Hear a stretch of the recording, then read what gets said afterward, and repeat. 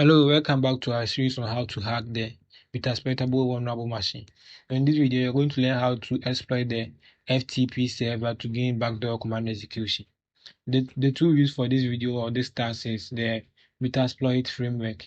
So you can launch it by opening our terminal and type msf console to launch our Metasploit framework. So whilst we wait for our Metasploit framework to open, let's do a quick recap on the FTP port to see. So first, let's Nmap SV, that's the service enumeration and service detection, and the port number for 21. The IP address of the target, that 172.20.10.2. Enter. Let's wait for hours. So we saw that the FTP port is running a VSFTPD version 2.3.4 in our previous video. So this is the version or that the FTP is running. So we can use the search exploit to search whether this is vulnerable or not. So using the search exploit VSFTP 2.3.4. Enter. So after running search exploit, we saw that this is vulnerable to backdoor command execution. And you have the Metasploit one for that, the one with M, bracket M. So let's go back to our Metasploit and see how we can use this tool to gain backdoor command execution on the target. So first, we will search for the VSFTPD version. So let's run search VSFTPD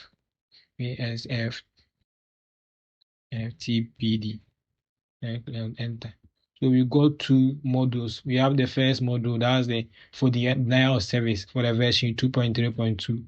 So the second one is our version, that's the 2.3.4. That's vulnerable to backdoor command execution. So we will select the second one that has the index number 1.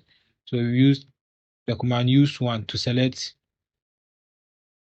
Now we have selected our module successfully. Let's type the info to read more about the module.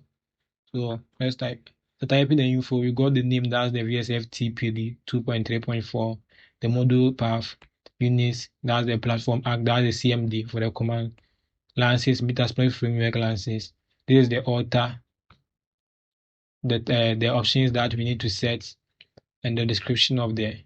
So he said this module exploits a malicious backdoor that was added to the VSFTP download archive. This download was introduced into the VSFTPD 2.3.4 archive between June 30th, 2011 and July 1st, 2011, according to most recent information available.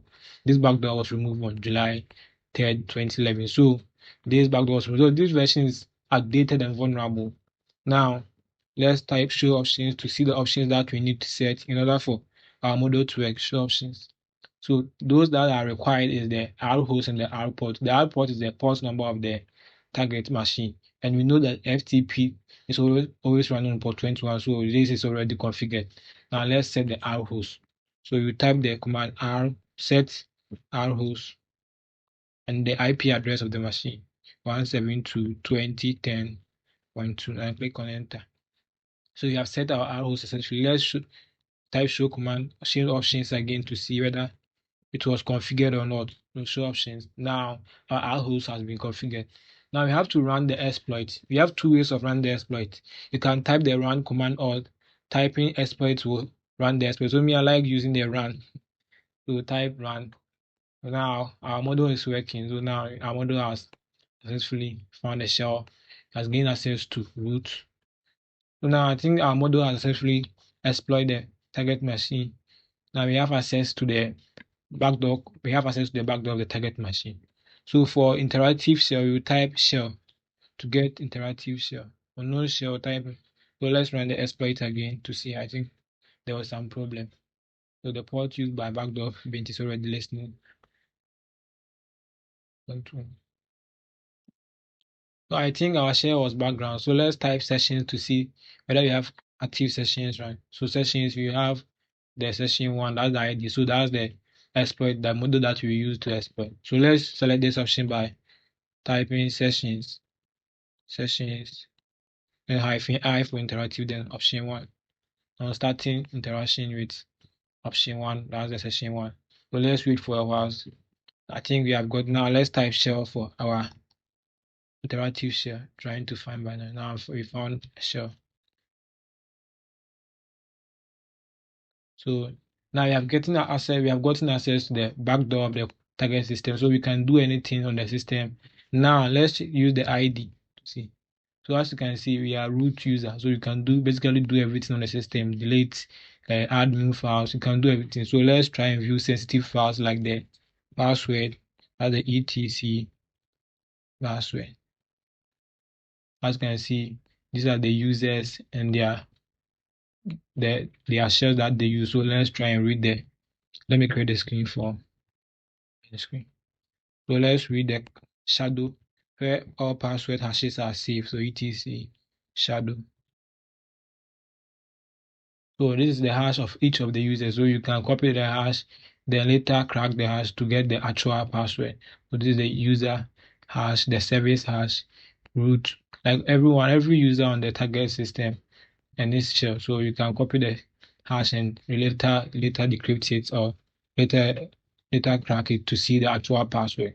Now let's move to where the web page they host the web page. The directory. Let me type here pwd. So let's move to cd var.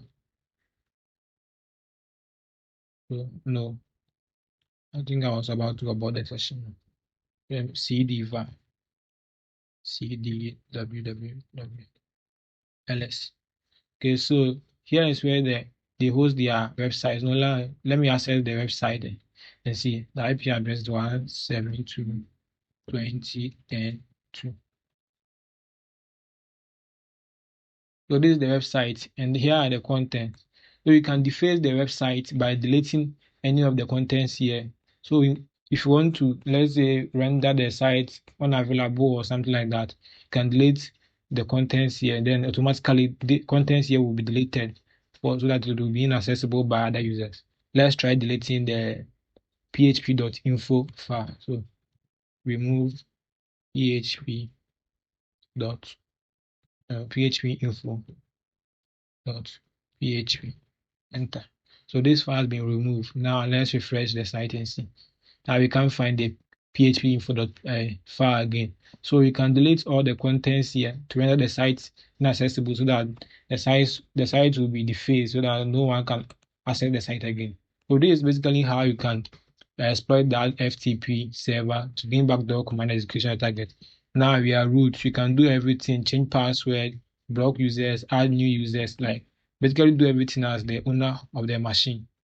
So thank you for watching this video. In our next video, we'll learn how to exploit the other vulnerabilities in the target machine. So I think we will learn how to exploit the SMTP server.